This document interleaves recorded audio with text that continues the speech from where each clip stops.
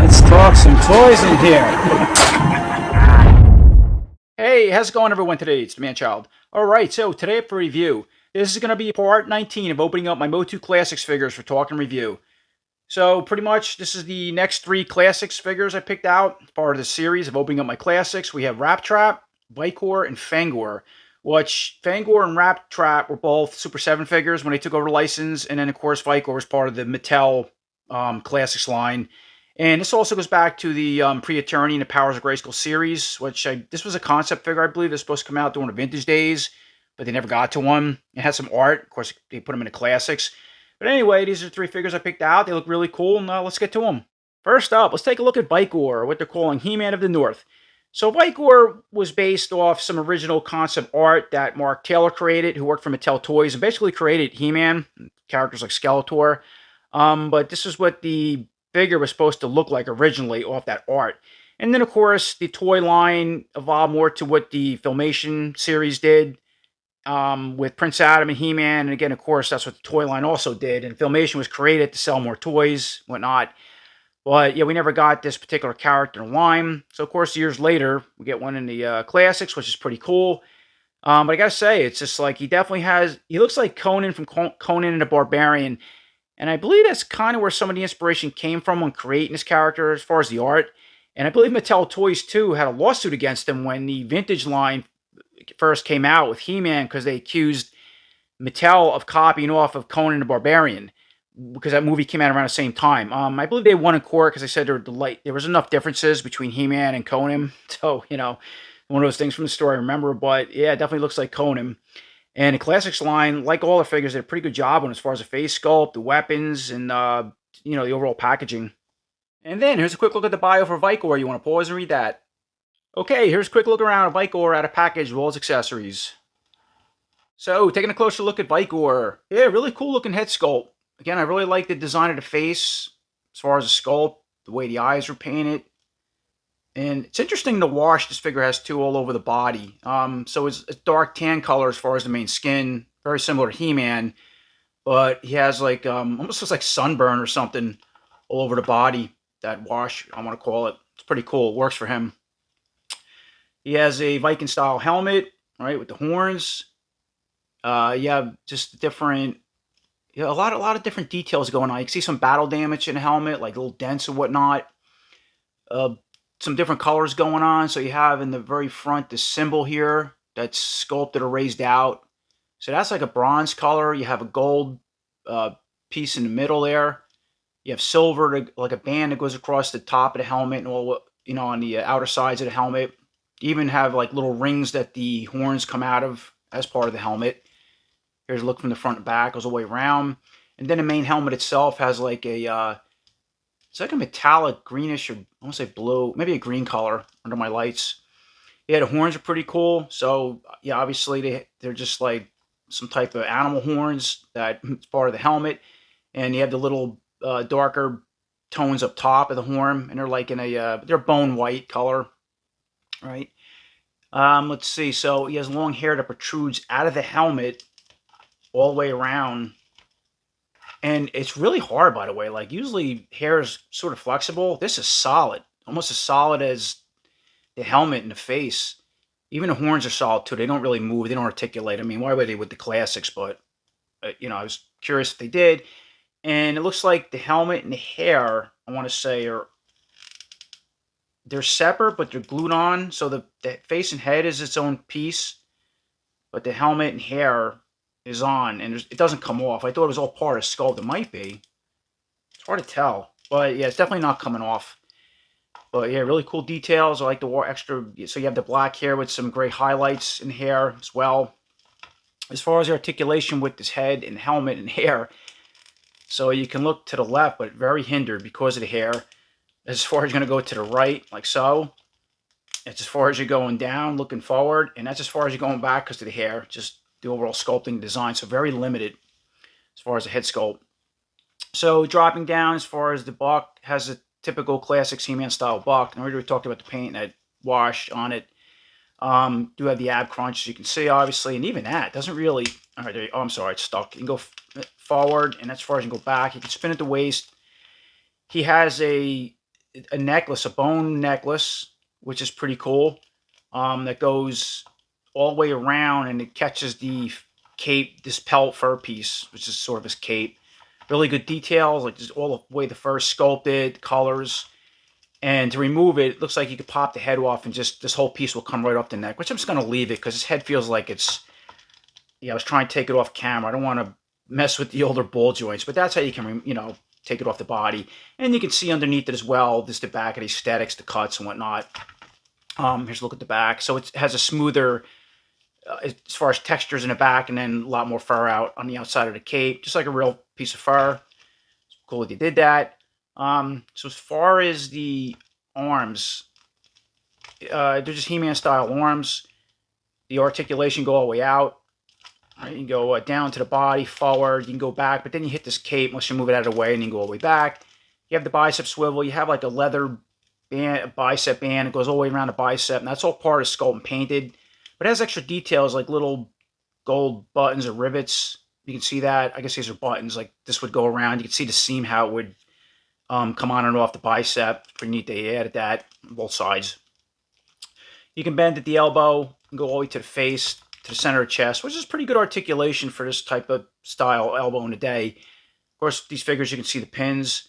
Then he has these wrist bracers with actual metal chain pieces on each bracer, or cufflinks. They look like they can come off. See, again, you see the little hinges and the extra details, but they don't. It's all part of this sculpted forearm. They're painted in a dark metallic silver color, something like to match the helmet up top, the main bands.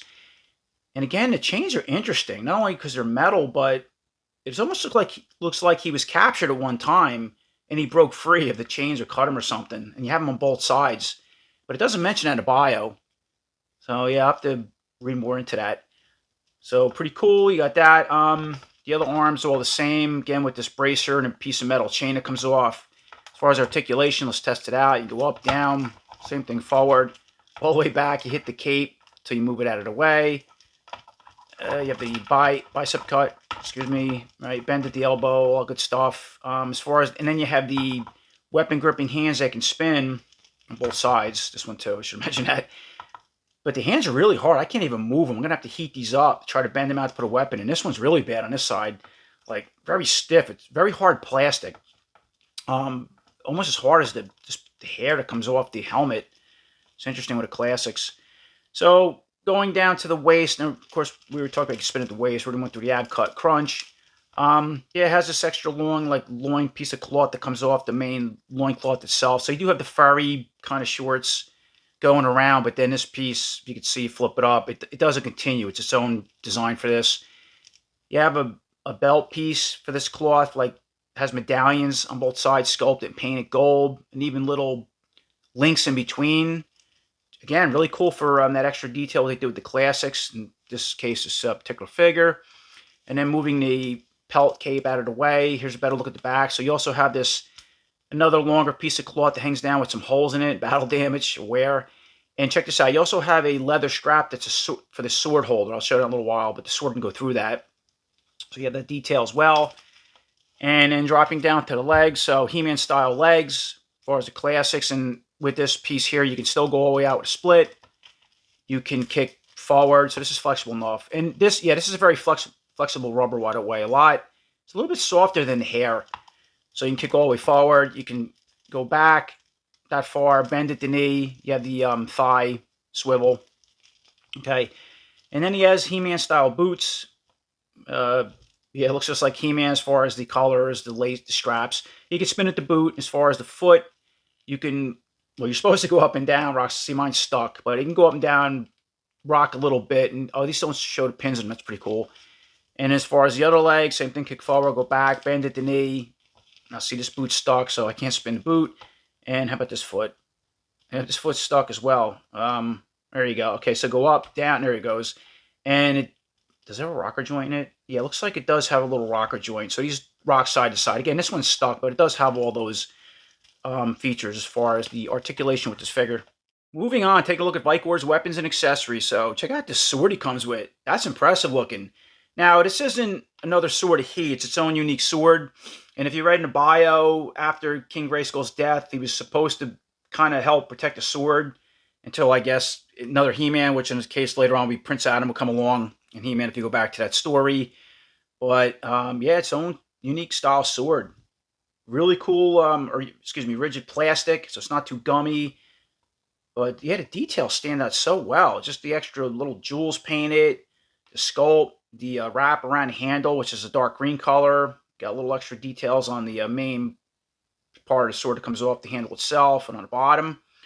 So it comes with that. I like it. And you even have some like battle, like another type of wash over the main metallic metal casting that just looks like wear dirt or something like that. And then here's this battle axe. Another awesome looking accessory. Has similar type of wraps around the, well, this is the main handles here where he holds it, but just extra details going on there with the wrap, the colors. You got, yeah, the jewels up top here, right? Just the overall axe itself and a little piece on the bottom. So that's really cool. Excellent. Another good accessory or weapon. And then check out that shield. Wow. With this big point, so not only as a shield, you can also use it as a jabbing weapon. And yeah, this is a shield too. It clips onto the arm. I mentioned this a few times. I didn't never like that with the classics. That's just how they did it in the day. I like the Revelation figures now, or excuse me, the Masterverse figures that have the double straps, the way to hold the shield, because he scratched the arms up. But he does come with that for what it was at the time. Really cool looking details and paint. Okay, jumping back over to VIKOR. Let's arm him up with his weapons. So I'm going to put the shield on the side. Once again, with this clip, it's going to snap onto the forearm. You can't, if you try to put it on the hand, it will just fall off, and you can't really put it on. I don't know if you can put it on the gauntlet. Let me see. Bracer. Not really. I think it goes behind the arm. So it clips on like so. Let me see here. All right, like that. So you got to be really careful because you scratch the paint or you can chip this. But that's how the shield will look on that side. Now, the axe, I had to mess around with this hand a little bit off camera because it's just really stiff.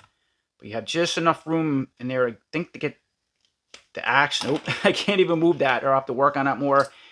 And same thing with the sword. I don't want to break nothing, but I want to show you too, we're going back to this little holder. That's how he would hold the sword in the back, right? Like so. And then let me get this axe in hand, and we'll see what that looks like. And there's a quick look at that setup. So we have the shield on the left arm. I did get the axe in the right hand. I had to stretch it open a little bit. I used a little screwdriver, actually, instead of heat, because my blow dryer is in the house.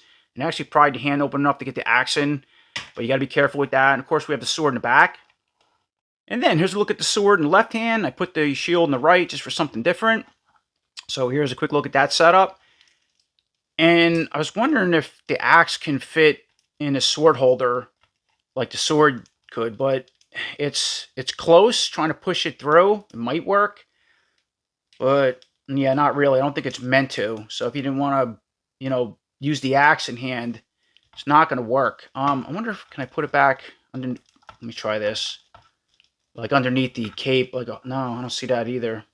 So I guess it's one of those things, like if you don't want to use the axe, just put it aside and just keep the shield and the sword in one of the hands. And again, if you want to put the axe back in this hand, and it's just meant for the sword, like so. And then you put the axe in the left hand or right hand, like that. And that's pretty much it with VIKOR. Yeah, really cool looking figure. Wow, it's another impressive quote-unquote He-Man. That's what they were calling him at the time. Added to Classics line. I hope we get one of these in the Origins or Masterverse. And the only time VIKOR was ever shown as far as TV was in the Revelation episode, and I think where they show like the heaven, a pre-eternity where everybody was in heaven. They show like Wondar, King Grayskull, and they did show VIKOR as well. But yeah, really cool looking figure. I'm glad I removed them for the Classics. Moving on, taking a look at our next figure, we have FANG-OR. So Super 7 made this particular figure as part of the Collector's Choice line, is what they were calling it. Very impressive looking for a not only a Classics figure, but a Snake Men figure. I believe FANG-OR was also another concept character that was supposed to go into the vintage line during the days of Snake Men, when they were messing around with all those concepts. And the Origins also made a FANG-OR, which I do have, and I'll bring them in for comparisons a little later against this character. But just seeing him in package, I mean, it really stands out. Again, with the details, colors, the armor, the weapons they gave him. And I believe he was the last Snake figure we made as part of the Classics line when Super 7 had the license. Also, here's a quick look at the art and back of this packaging. So a lot of the Classics don't usually have art, but the figures as far as Super 7 or the Collector's Choice line has some art. So you can see they have a artistic illustration of FANG-OR with the little minion in the long fangs on, which is, yeah, pretty cool. Wish more classics had that. And here's a quick look at their cross-sell, again, for the series, because the classics had a different cross-sell laid out. Then here's a quick look at that bio for FANG-OR. You want to pause and read that. All right, we have the classics FANG-OR cut out of package, and here's a quick look around with all its accessories. Now, this is another classics figure that comes decked out with some really cool stuff, spare head, weapons, little snake dragon minion thing. Pretty cool. Taking a closer look at this head sculpt for FANG-OR. Yeah, I mean, just excellent as far as details, the sculpt, colors. Did a really good job with it. So now you notice this is, I want to call the alternative head, or the head that comes on in package, obviously, with the longer fangs. To where the Origins FANG-OR had the fangs would pull out, had like a little clip-in pair for the long ones and then the short ones. But look at them. They're really soft, like rubber, so they are kind of flexible, but painted really well. I don't see any chipping. Yeah, look at the eyes in that figure. The way the eyes are bulging out, painted with that bright yellow, the scales or textures all over the main part of the head on both sides. Here's a look from the top, pretty good. And here's a look from the very back. Yeah, open mouth. You have some extra teeth sculpted, painted. That's protruding out of the gums, and same thing on the bottom with the mouth. Four little like fangs. You have a little tongue that's sort of sculpted inside, back in, in the mouth itself. The color of the gums are like, it's a dark red color, but then it has some like bright reddish highlights inside. You can see that in the lights. And the mouth does not articulate, sculpted open. It's kind of soft. You could kind of push this jaw piece up a little bit, but that's it. It's not going to go any further than that. But yeah, really cool design for this particular figure. So as far as the articulation with this head and the fangs sticking out, you can look all the way to the left. And it's not the fangs that hinder anything. It's actually the jaw hanging down like that. Hits the shoulder. And then same thing, you look all the way to the right, and that's a little better. So if you lift the head up, okay, there you go. You can clear the shoulder on this side. Let me try this again. All right, I just had to move the head up. All right, so you do have that articulation. And yeah, that's about it as far as the head sculpt. Really cool looking. And then here's the alternative head, which I'll bring back in a little while and we'll pop it on. But you can just see the difference. So this obviously has a shorter fangs, but everything else as far as the paint sculpt, it's pretty much the same. The jaw open, whatnot. I don't see anything really different. So dropping down to the armor, look at that. Yeah, it's a big bulky piece of his own unique armor. You have some snakes that are raised out, sculpted, that go over the shoulders, and they meet at the chest there. Go all the way down around the arm, as you can see, and then they have little details that stop underneath where the lats are on both sides, and they're painted pretty good. I do have a little slop on this side, which, that's the worst part. I see as far as paint slops, there's a lot going on here. You have the goldish trim on the neck piece that protrudes down in the back, right, around the sides, and once again around the front, goes all the way around. You have a couple little extra, like, buttons. They're painted. Now the gold too, have a little bit of slop on the armor. You can see that. And again, extra buttons or rivets that are sculpted. Yeah, they're actually raised out, painted, okay, gold. So a lot of attention going on as far as detail. And of course the armor is like, yeah, it's a short type of armor, so you have the articulation, the ab, it went on for this figure. So you can spin at the waist as far as articulation, and then with the ab cut or crunch, you can bend all the way forward, go all the way back. Now my figure's really loose. That's the worst part I see with this figure with articulation so far, because usually Super 7 has a lot of QC issues with a lot of their figures, at least from my experience. But the worst part is the ab, which I can fix that with some sticky tack. It's not terrible. All right, so that's the head, that's the armor. Now to remove the armor, there's two big buckles here, or little pops that you'll break it apart. I'll remove it soon, but let's finish up the rest of the articulation. So it looks like, as far as the body, I'm going to say in the arms, legs, it's like King Hiss scale type of arms and legs, or something similar to Rattler. I think King Hiss as far as the arms and the neck.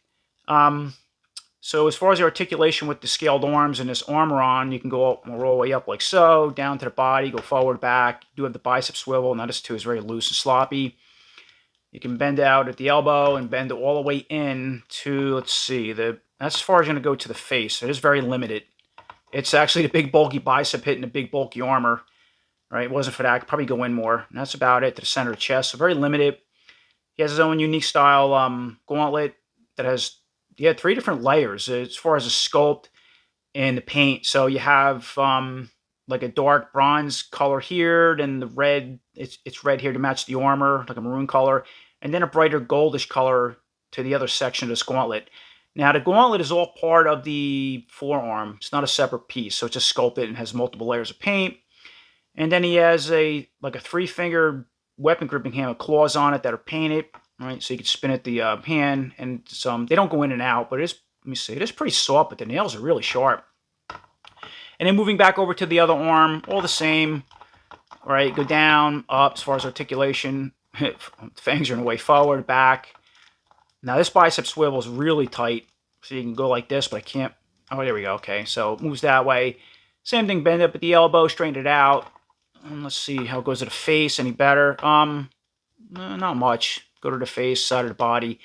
Same type of gauntlet, painting. Looks pretty clean for the most part. And same type of hand. We could spin, right, the nails, and is flexible. It's like rubber anyway. It's not overly hard as far as a rubber like VIKOR was. Then you gotta watch, yeah, the paint on the nails too. You gotta watch the white over the green. Like, I don't see any chipping, but I can see that being an issue. The other thing too is this figure also still has pins in the joints as far as the elbow and the legs, but they're a little smaller now, smaller compared to the older classics that were larger. And then later on, certain figures from Super 7 would have actually pinless joints, like their Conan figures and whatnot. And I think some of the Thundercats had them. So, yep, still has pins, or pegs, some people call them. All right, then moving down to the waist belt. All right, so we said you can spin at the waist, and here's a look from the back once again. Look at that belt. Wow. It's all part of... Does it come off? I'm not really sure. It looks like you can heat it up, pull off the body, but I don't see anywhere where it breaks. It's just on. But it's his own unique belt for this particular figure with the big snake emblem. And look at even the braided snake and all the way around the main buckle, giant buckle. Again, you have raised out little rivets that are painted gold, just like they did on the main armor. And then you have like a 2000X or longer style loincloth in the front. That's all part of this belt, I believe. Yeah, everything's all part of sculpt. It's painted. Pretty flexible. And then it's shorter in the back. And then dropping down to the legs. So, again, I'm going to call them King Hiss style legs, I believe, with the armor.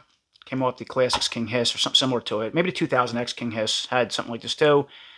And as far as the articulation with these legs, you can go all the way out with a split. Even at the joints. I think they have the joints a little different too in these figures compared to some of the older classics. You can kick forward, go back, bend at the knee. And we talked about that. Has a thigh swivel, thigh cut. Again, smaller pins there. Yellow legs all the same. Go back. Let's see, kick forward, bend at the knee, thigh swivel. And then he has these cool looking like shin gauntlets that protect the whole part of the shin leg, go all the way up to the knee. And of course, he doesn't have a boot to go on these, so it's just a bare foot, as you can see. But yeah, really cool design. I like that. It matches, obviously, the bracers up, the gauntlets up on the forearms. Same type of colors. Now, you have the reddish style color on the main part of the plate. But then as you go up, you got the bronze and then the bright gold. And you can just see the extra details in the lower part of the piece of this leg gauntlet. That's what I call them. And yeah, like little buckle straps. Other legs are all the same. And you can spin at these, right? There's little pieces like so. And here's a better look at the foot. Now that's, all right, that too has, I'm just trying to see if the joints are, it has a better rocker joint than the other classics. Like really sloppy though. And as far as the articulation with this foot, side that rocker joint, you can, let me see, go, yeah, that one too is really stuck, all right. But sloppy, it rocks all around, the nails are painted. Let's try the other foot. So we know what it spins. And there we go. As far as articulation, go all the way down, up, and then rock all around. I'm going to have to heat this one up. And that's pretty much it as far as articulation design with this FANG-OR figure. So once again, moving back up to the head with the longer fangs, or what I'm going to call the alternative head, even though it came in package. I'm just going to pop it off the ball peg like so. Now there's a better look at the neck with the peg. Yeah, really loose in here. And let's pop their alternative head on with the shorter fangs. All right, see what that looks like. Now that goes right on, but it's very loose and sloppy. Look at that. Wow, really bad. And all right, that's about it. That's FANG-OR with the head and the shorter fangs. As far as articulation, look to the left, the right, go all the way down and back, but yeah, really like loose and sloppy. And it's not the head on a ball peg. It's actually the peg inside the neck where the problem is, from what I can see. And then once again, moving back over to the armor with the head on with the shorter fangs, which I don't like. It does not fit. It's very sloppy. So I'm going to remove that again. I just want to see something. All right, so it's not, yeah, it's definitely not the head. It's once I messed around with it, something came really loose with the peg inside the neck, as I already mentioned. I just want to make sure it wasn't something on the heads. Let me put this back on camera. And, all right, that's a bummer. Now, the other thing with this armor, too, I already mentioned earlier, I would remove it just to see what's underneath the body, which is, again, I think it's a Rattler King Hiss style, I think more of a Rattler style body. But my tabs are glued on this figure. You cannot break them apart. I can see the adhesive and they won't pop apart. Now, that's another thing I see with a lot of Super 7 figures. Load was like that, too. These should normally just break and pop over the head. But Super 7 seems to glue everything on a lot of the figures, ones I have. And this one's glued, so I cannot remove the armor without trying to heat it up and ripping something. And that's pretty much it. Once again, moving forward, taking a look at FANG-OR's weapons and accessories. So it comes with this really cool looking cut kind of hook sword. I mean, yeah, awesome details. Just as far as the overall design of the blade, the colors, a little, main handle up here it's like on it's like a wedge or an angle. The handle itself is a very hard plastic, and the blade itself is sharp. You can almost cut yourself on this with the actual points to the blade. Really cool looking sword, though. I like that. And this is, I think, one of the coolest accessories I've seen yet. With a lot of figures, minions. We don't usually get a lot of these. It's cool to see like somebody like Hordak come with the little imp and whatnot. And yeah, this FANG-OR actually comes with one. Now the Origins FANG-OR was also supposed to come with something similar like this, I think, and it didn't. But it's cool the Classics one came with one. Look at the details on that though. So it's an open mouth with little fangs sculpted and painted. You got eyes, and scales, little bat wings that they don't articulate, but they are. You can move them back and forth like a hard plastic. See the scales down the back of the overall neck and the tail, which is, it's not a bendy wire. This is a hard piece of plastic, by the way, to match the wings. But yeah, really cool accessory. I wish we'd seen more little minions like this. And then he comes with his some tools. You got a hammer, right? Like a claw hammer, gold colors, but it's funny how it's all scaled up. You see the wrap, and he comes with a adjustable wrench. Little curving, like a point down in the end here. Again, just, yeah, I absolutely love the colors and design of this. Because FANG-OR was their Snake Man's mechanic. Go back to the bio a little bit. Or from what I think the Origins bio said that. And then he comes with a screwdriver. It's kind of bent, flathead, but you do get that as well. And then, of course, just a quick look what FANG-OR set up with some of his weapons and accessories. So I just put that curved hook sword in the left hand for now, raise the back, and there's a little demon snake minion in the right. So yeah, you can hold it like that. I guess it's just he'll throw it or flies and attacks, these opponents, being a little minion, or it could be a spy kind of minion that flies around. But this doesn't wrap around the neck because it's not a bendy wire. It would have been cool if you could wrap around the shoulder and have it stand up. It doesn't do that. So you got to hold it in hand. Something like this, as far as I posed it. And for next setup, I just put the crescent wrench in the right hand, the hammer in the left. So again, just has some tools for fixing Snake Men equipment or weapons. Or you can just use them as weapons and hands. I mean, a hammer and a wrench can do some damage.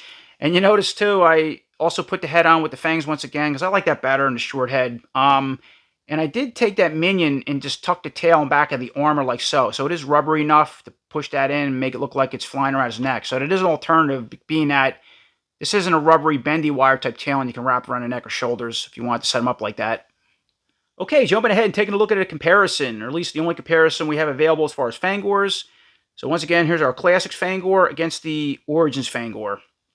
Did a pretty good job with him as far as the, armor, the belt, the colors. Again, they reused the King Hiss body. Now you can see the sword for the Origins one. All right, and here's the sword for the Classics. So I just left that in hand. Looks wow, it almost looks like the same sword they just retooled. Oh no, it's a little different. Pretty close though. Aside the handle's different. He also came with a crescent wrench, right? Something similar to this one, but I don't know what he did with it. And then the other thing is, yeah, so he didn't come with the minion. He was supposed to, I believe, or they had that. It was marketed with that. I don't think he came with a hammer. I think it was just a wrench from what I remember. And as far as the Origins, going back to the head, now here's a better look at the Classics head from the side, which is, again, they did a pretty good job on this. It is totally different. But what they did with the Origins, if you're not familiar with this figure, is they just pop out the fangs. And he had a short pair, which, again, I don't know what I did with them. They were in my parts with the wrench. But if you're curious, that's what it looked like. So he didn't come with two heads, and the shorter ones are just the same gum piece, just shorter. And just pop it back in. Again, just looks something just like this. Well, if you're curious, you didn't have this Origins one or the Classics or one or the other, this is a quick comparison between the two. And they're both fun. They're both really cool in their own way. But I got to say, going back to the Classics, aside the QC issues, you know, with mine, it's just, yeah, here we go with the loose parts showing up. The neck, this thing. My leg's starting to become really loose on this figure the more I mess around with it. And then that peg piece, really sloppy. It's not bad. If you have the head forward, it's okay. But aside that, yeah, typical Super 7 loose joints from my experience. But anyway, the overall detail and paint came out excellent. And especially accessories. I mean, I'm blown away what this figure came with as far as the Classics line. And finally, taking a look at our last figure, we have Rat Trap, the monstrous mummy of the evil horde. So Rat Trap was, again, another concept character that I believe they had plans for, some type of artistic illustrations maybe, going back to the vintage days. From what I read, I never actually seen any artistic renders of him, but apparently there was one in the works, or he was part of the plans for the evil horde towards the end of the vintage days. And then, of course, Super 7 put one out for the Classics. I think he was also... He had another name called Firo. It's like a fan coin name. For people that were familiar with this particular character, it's part of the MOTU lore. I've never even heard of him until I got him as far as the Classics line. Now, you notice, too, he has the 10th anniversary logo here from 2008 to 2018. So the figure came out towards 2018 where the Classics line started ending. I didn't even know the Classics line didn't exist in 2008. I didn't even find out about these figures till like around 2014, I think. And that's where I started picking them up. From what I can find online, eBay, whatnot. And then I just followed the trend from there. The Super 7 ones like this I pre-ordered because they were, a lot of money. And you had to buy them 4 figures as a set. And that's how you would pre-order them through Super 7. But anyway, I was excited to get to this figure. I mean, I like creepy supernatural kind of things and ghosts and vampires and mummies. And we finally have a mummy figure as part of the MOTU brand. And then here's a quick look at the art and cross-sell on back of Rat Trap's packaging. So just like FANG-OR, Rat Trap gets some unique art, or piece of art anyway. And you can also see a quick look at the cross-sell. So going back to how you would purchase these figures, Rat Trap was part of this collector's choice wave. I don't remember what number it was, but you had to pre-order all 4 of these figures through Super 7 to get this figure, and if not, then you'd have to go on eBay and get them like you still can for a lot of money. And this was a quick look at their Club Grayskull figures at the time of the series. Then dropping down, here's a quick look at the bio for Rat Trap. You want to pause and read that. Here's a quick look around Rat Trap free from his plastic tomb with all his accessories. So, taking a closer look at this head sculpt for Rat Trap. Yeah, really cool looking, very creepy. I like the red glowing eyes back in, and it just had her recessed in sockets and painted. The green skin's a pretty cool touch. It's like rotted mummified corpse skin with maybe they poured acid on it as part of the curse being green instead of like the grayish brown you would usually see, regular skin of mummies. The wrap's interesting too. The way they sculpted the bandages all the way around the face. Now you can see his nose is missing, so I don't know if it rotted off or they cut it off when they were mummifying him. You have the bandage wrap all the way around the side of the head, the top, you can see, right? Front, back, and there's, look from the top. Really cool, the sculpt. You have a little piece of the end of the bandage hanging off here. Now, it's a pretty hard piece, and it looks like it's pegged and glued on. It's not actually part of the sculpt, so you got to be careful of that. It would have been neat if they gave an alternative head without the bandages. I would like to see that, just a whole mummified skeleton skull head. So yeah, these don't move, just all part of the skull. But for what it is, it's really creepy and cool. As far as articulation with his head, you can look all the way to the left, the right, go all the way down, and that's as far as you're gonna go back. All right, dropping down to the buck. So all bandage, it's a whole new buck design as far as the sculpt. I mean, bandages sculpting everywhere, and I like that the bandages are like as far as the color, whitish color, but they're dirty. You see all like little details with the wash, which makes sense with bandages inside a coffin or just being dirty. As easy as they get filthy, the white colors. You have the big horde bat symbol. That's basically part of a cross armor. Really stands out. That's really neat.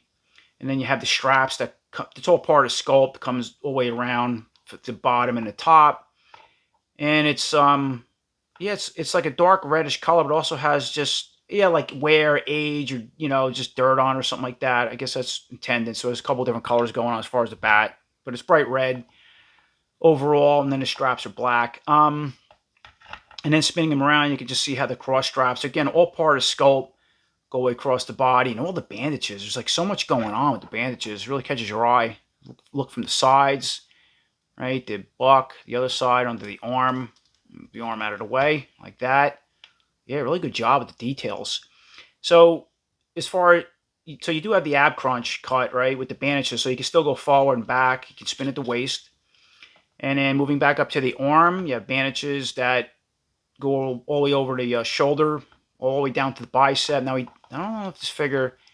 All right, so he doesn't have a bicep swivel. It's just bandaged like that, and you can see the greenish mummified tendons or muscles hanging out as far as the bicep. Again, really cool details. You have another piece here that's also hanging off. And it looks like it's also pegged and glued as well. You better look at the arms, the joint side there. And it comes all the way down here. So this does, as far as articulation, you can still move the elbow, right, in and out. And you notice, too, now this figure has, all right, there's no pins as far as the arms go. Moving back up to the arm with the articulation with these bandages, you can still go somewhat all the way up, because then the sculpt on the bandage hits the sculpt with this part of the bandage on the body. So you can go all the way up, down. Let's see, you can go forward, go back. Again, no bicep swivel. We already talked about bend at the elbow. You can straighten it out, spin. All right, and then let's see. All right, more bandages here we talked about. And then, of course, more exposed tendons, rot in the arm with the greenish colors. Again, really cool. Here's a look from the inside. And then here's another piece here that also is pegged and glued on. Now, this actually fell out, and I put a little glue to push it back in originally. And that's how I know that these pieces from, on the arm and then the head, because you can see the seam, are pegged and glued in. At least this one was. And then he has, as far as the hands, they're like mummy-wrapped hands, bandages once again. And that has the hinge joint that can, all right, should be able to go in and out. Wow, it's stuck. I can't even move it. All right, I'm not going to mess with it, but it's hinge joint goes in and out. And hand should be able to spin, but not on my fingers, already mentioned. All right, so moving back over to the left side, let's test that out. Now this side's a little different as far as the sculpt. You do have some bandages up top of the shoulder, and you can see the joint. So you see now the tendons showing on this arm where it's not on this side, and now the bicep is wrapped on the side where it's not on this side. And again, you have a little piece sticking off that's pegged and glued. You have the bat, almost like the horde band. That's all part of the bandages. That's raised out, painted red. So that's neat detail. Yeah, I like that they didn't do the same thing with both arms, where it's just like, yeah, the right arm is the same as the left, or vice versa. But no, it's different with the bandaging, what muscles are showing. And then same thing, you drop down to the forearm. Again, different bandages, another piece hanging off. You could just see the sculpting in the arms and tendons where the bandages are missing. Again, on the side, it's just different. Nice piece hanging off. And, yep, no pin in that joint. So as far as articulation with this arm, let's test it out. All right, so that one go all the way up, down, forward, back. And does this have a bicep swivel? Nope. So no bicep swivel on that arm either. So we can bend forward as far as going to go with the arm, straighten it out, spin. And then he also has a weapon gripping, mummified bandage hand on this side that can spin and go in and out. So it should move. And the hands are pretty soft in this figure. Let me see this one. All right, so now I got this one to spin. How about in and out now? And I don't want to force it. But for the most part, that's it as far as the hands and the arms.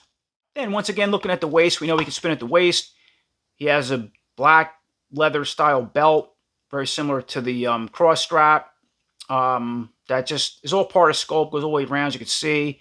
Has this big stone, or it might even be a scarab beetle egg or something it reminds me of. And I'll show you why when we go to when I bring in the crossbow in a little while. So that's pretty cool. And then he has some mummy bandage, loin shorts, we'll call them, loin cloth, just bandage shorts. All right, look at front and back.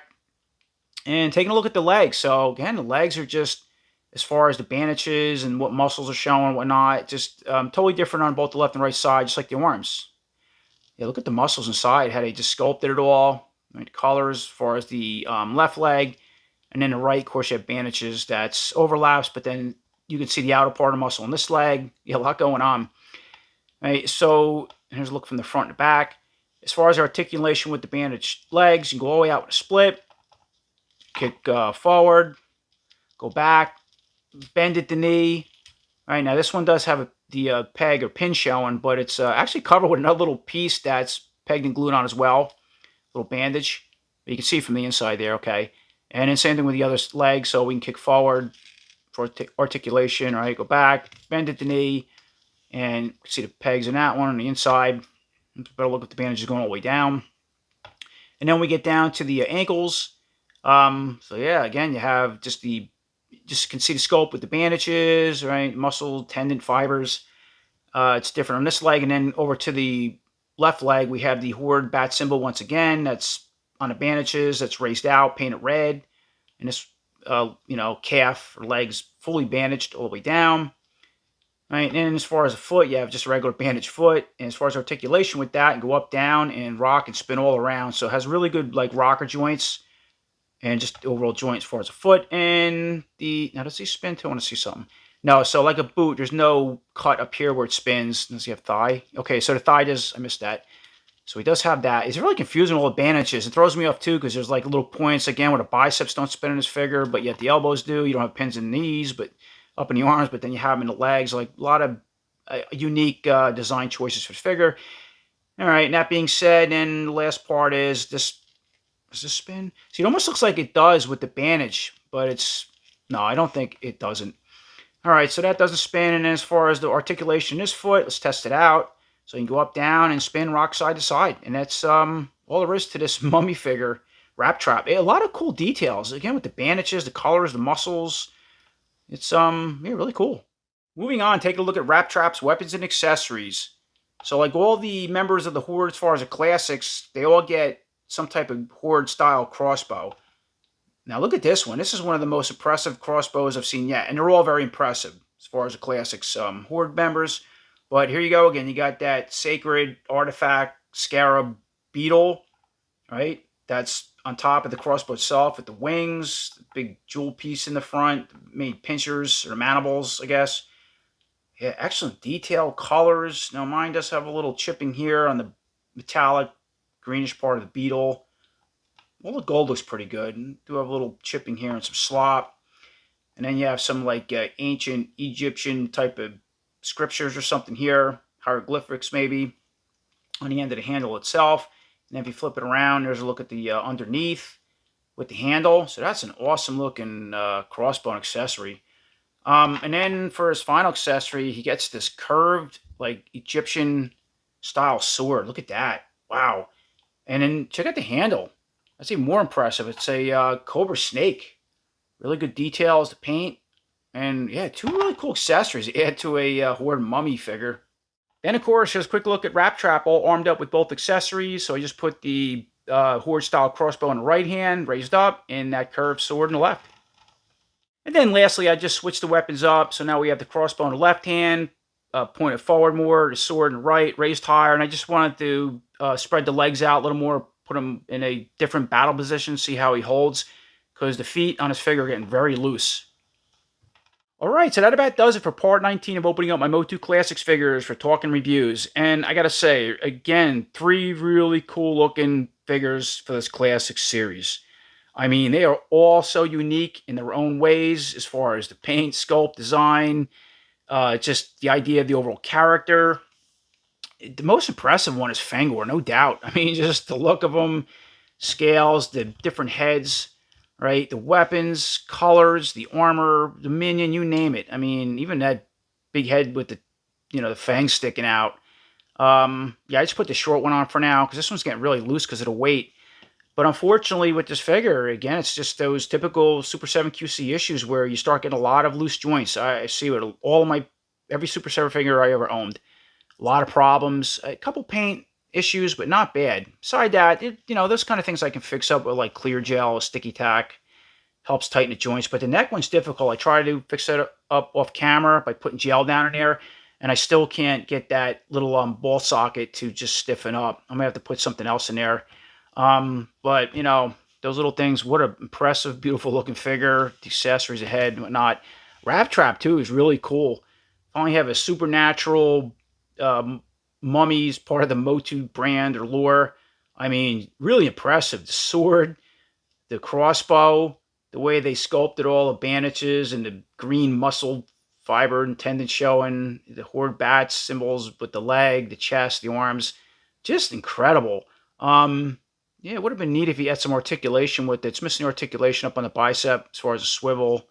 They could have did that. I guess it would have made it more complex. I mean, it's not terrible, but yeah, it is limited in certain ways. Then my feet are getting really loose on this figure. Again, you could put some gel in here and tighten it up. Not a problem. And I would like to see, it would have been cool to see an alternative head without the bandages, showing. I think that would have been fun. And then, of course, we have VIKOR, or the He-Man of the North. Man, what an impressive looking character to guard the Sword of He, if you read that bio, till another He-Man came along after the death of King Grayskull. Pretty cool looking story, but I like the tones on the figure, the shield, the axe. Yeah, I don't like that clip-on thing with the shield. I mentioned that a few times in my classics videos, and as I already mentioned, Revelations did something different many years later. It's just how they did it at the time, but it does what it has to do. Yeah, the chains are interesting too. I don't know why he has them. Like, I guess he escaped or something. I didn't see that in the bio, but it is neat they added them. And the sword too. I like that. And I can go on the back, the fur pelt piece, just the overall face sculpt. Again, it looks like Conan a little bit, Barbarian, going back in the something similar to that movie or Arnold Schwarzenegger's character in the day. It reminds me of. And helmeted, yeah, the helmet itself with the horns is really cool. Would have been neat again if it could come off, or you had an alternative head to just see what it looked like without the helmet. But that's not what they did in the day with a lot of classics figures. It's just thing at a time. Side that, man, they are so cool, all of them. And I just always look forward to opening up more classics as the series goes along. So as always, I appreciate everybody watching. And until next time, take care.